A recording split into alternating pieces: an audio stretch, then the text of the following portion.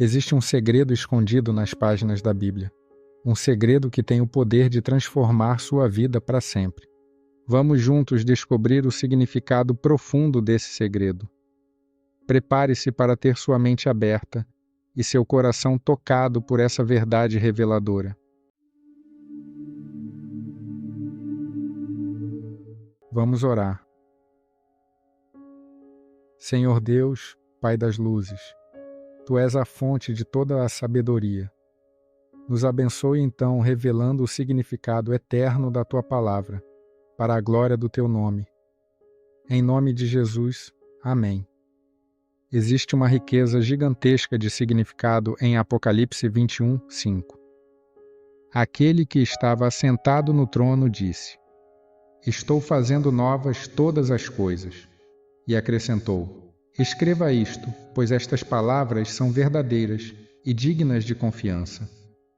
Essas palavras são ditas após João ter a visão da Nova Jerusalém descendo do céu.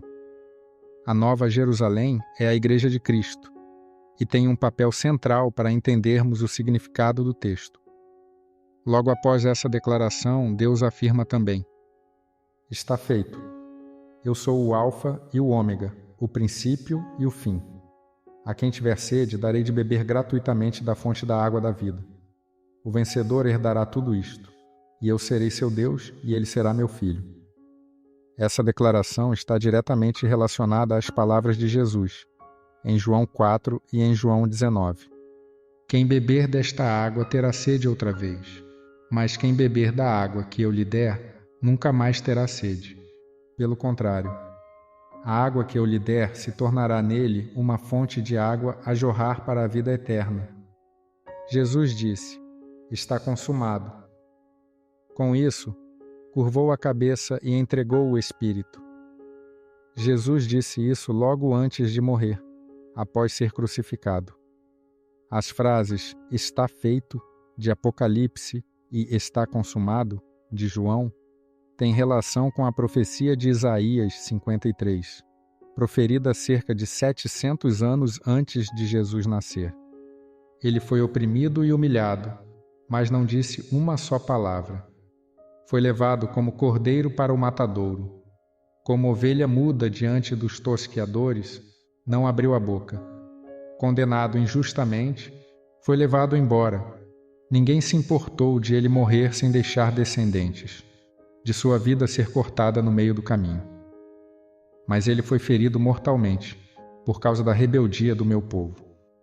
Não havia cometido nenhuma injustiça, e jamais havia enganado alguém. Ainda assim foi sepultado como criminoso, colocado no túmulo de um homem rico. Fazia parte do plano do Senhor esmagá-lo e causar-lhe dor. Quando, porém, sua vida for entregue como oferta pelo pecado, ele terá muitos descendentes. Terá vida longa e o plano do Senhor prosperará em suas mãos. Quando ele vir tudo que resultar de sua angústia, ficará satisfeito. E por causa de tudo que meu servo justo passou, ele fará que muitos sejam considerados justos, pois levará sobre si os pecados deles.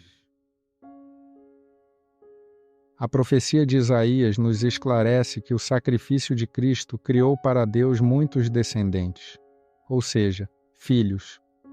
E são esses filhos de Deus que compõem a Igreja de Cristo, conforme diz Deus no trecho de Apocalipse.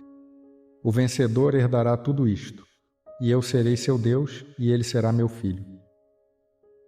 Além disso, quando Deus diz, eu sou o Alfa e o Ômega, o princípio e o fim, significa que ele é a causa primeira de todas as coisas, e é também o objetivo final de todas as coisas.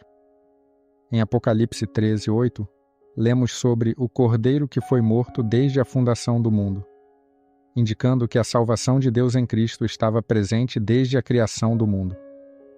Também em Colossenses 1, 15 e 16, o apóstolo Paulo nos ensina que Cristo é a imagem do Deus invisível, o primogênito de toda a criação, pois nele foram criadas todas as coisas nos céus e na terra, as visíveis e as invisíveis, sejam tronos ou soberanias, poderes ou autoridades. Todas as coisas foram criadas por ele e para ele.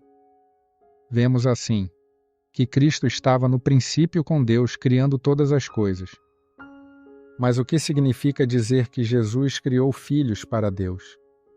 Em 1 Coríntios 15:45, vemos o apóstolo Paulo chamando Jesus de último Adão, de segundo homem e de homem celestial.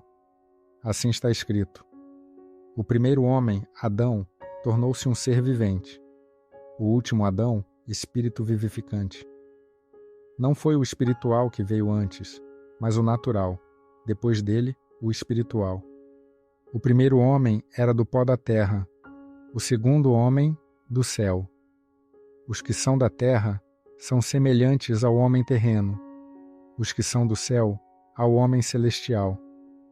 Isso indica que na encarnação e crucificação de Jesus havia sido iniciada a nova criação de Deus. Como diz o apóstolo Paulo em 2 Coríntios 5:17. Logo, todo aquele que está em Cristo se tornou nova criação. A velha vida acabou e uma nova vida teve início. Também em Efésios 2:10 e 19 a 22. Porque somos criação de Deus realizada em Cristo Jesus, para fazermos boas obras, as quais Deus preparou de antemão para que nós as praticássemos.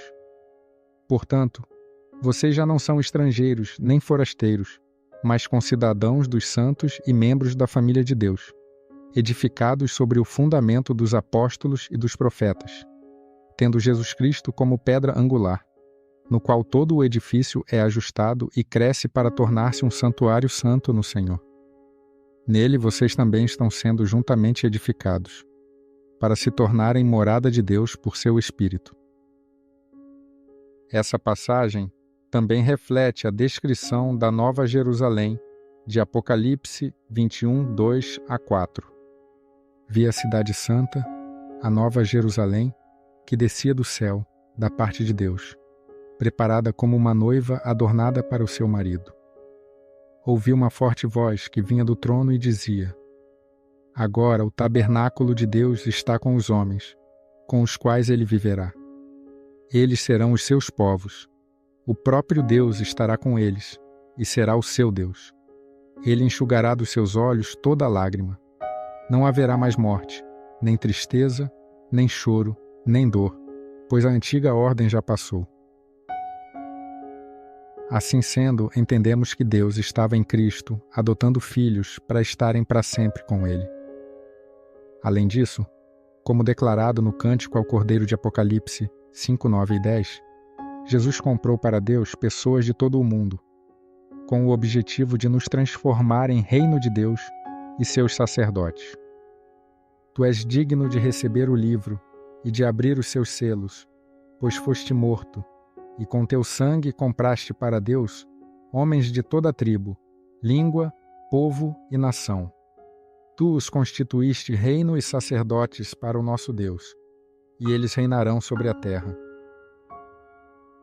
Voltando então à nossa questão inicial, cremos que o poder criador de Deus se manifesta não apenas no momento da criação do mundo, mas durante toda a história da criação, em especial na história humana, transformando os homens para que se tornem semelhantes ao seu Filho Jesus, para que ele seja o primeiro de muitos irmãos, conforme escrito em Romanos 8, 29.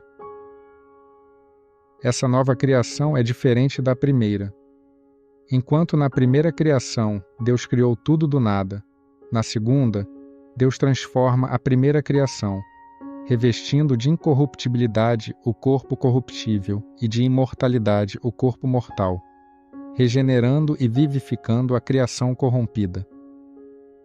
Esse agir transformador e regenerador de Deus se manifesta todos os dias, conforme está escrito em Lamentações 3, de 21 a 23. Ainda ouso, porém, ter esperança quando me recordo disto. O amor do Senhor não tem fim. Suas misericórdias são inesgotáveis. Grande é a sua fidelidade. Suas misericórdias se renovam cada manhã. Disso também dá testemunho a criação, que está em constante transformação. Essas transformações podem trazer mudanças na nossa vida, e às vezes podem ser dolorosas, mas podemos confiar que no final elas produzirão o melhor resultado para nós, como está escrito em Romanos 8:28. Sabemos que Deus age em todas as coisas, para o bem daqueles que o amam, dos que foram chamados de acordo com o seu propósito. Assim sendo, busquemos uma comunhão cada vez maior com o Senhor, por meio de orações, do estudo da sua palavra e da adoração, a fim de nos aproximarmos cada vez mais do caráter de Cristo, aprendendo dele, que é manso e humilde de coração. Fazendo assim, experimentaremos a boa, perfeita e agradável vontade de Deus para as nossas vidas, sendo transformados pelo Espírito de Cristo, de glória em glória, até atingirmos a perfeição que há em Cristo, para a glória de Deus Pai. Obrigado por me acompanhar até aqui. Mas antes de terminarmos, se você puder, me acompanhe em uma oração. Senhor Deus Altíssimo, obrigado pela Tua palavra e pela revelação do Teu Santo Espírito. Nos colocamos nas Tuas mãos, Senhor. Te pedimos que a cada dia aperfeiçoe a nova criação que começou a fazer em nós.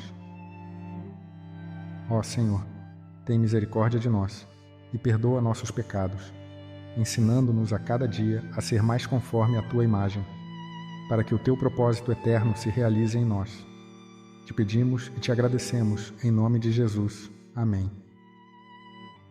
Que a graça do Senhor Jesus, o amor de Deus Pai e a comunhão do Espírito Santo sejam com todos vocês. Se você gostou desse vídeo, curta, compartilhe e assine o nosso canal para incentivar nosso trabalho. Deus abençoe a todos.